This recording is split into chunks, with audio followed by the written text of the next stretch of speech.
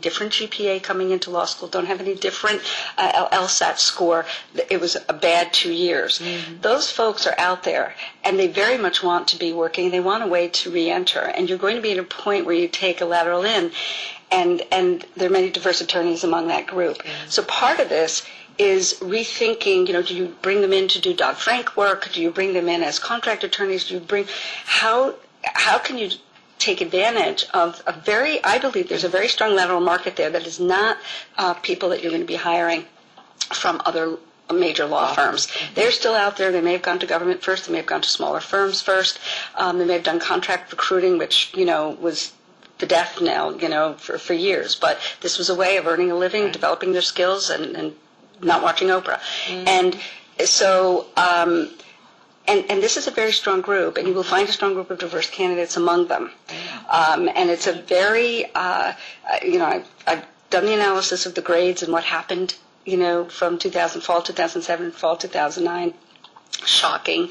The GPA requirement went up for our students. 44% of the firms increased their GPA requirement by a minimum of 0.3. So it went from 3.4 to 3.7 to 3.1 to 3.4.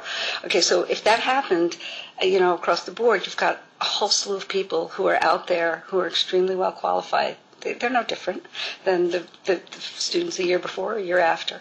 And I think the way is to bring them in, but you've got to be open-minded, about that. So. Mm-hmm. Right. Okay, there's a couple of things that I want to make sure that we get to before we wrap up.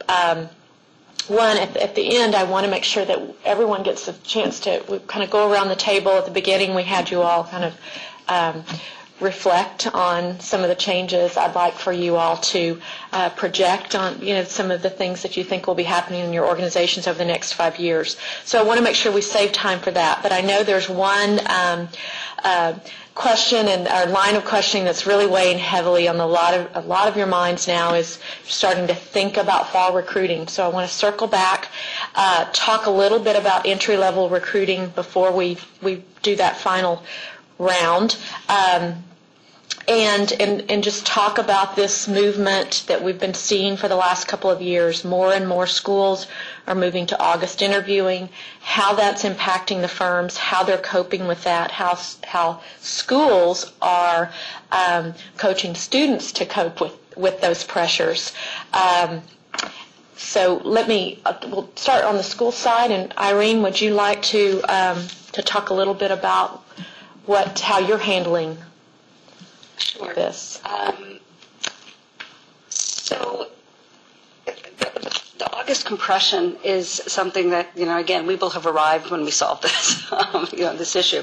But one of the major things that students have to do is communicate early and be in touch with employers, and particularly in communities where the employers may not be coming to campus. So there might not be anyone at this table, but if they're in another community over the summer and that's where they want to be, we certainly are encouraging them to be in touch early on. We also want to level the playing field for firms by ensuring that no offers are extended until early interview week begins, because that starts happening when firms are competitive and the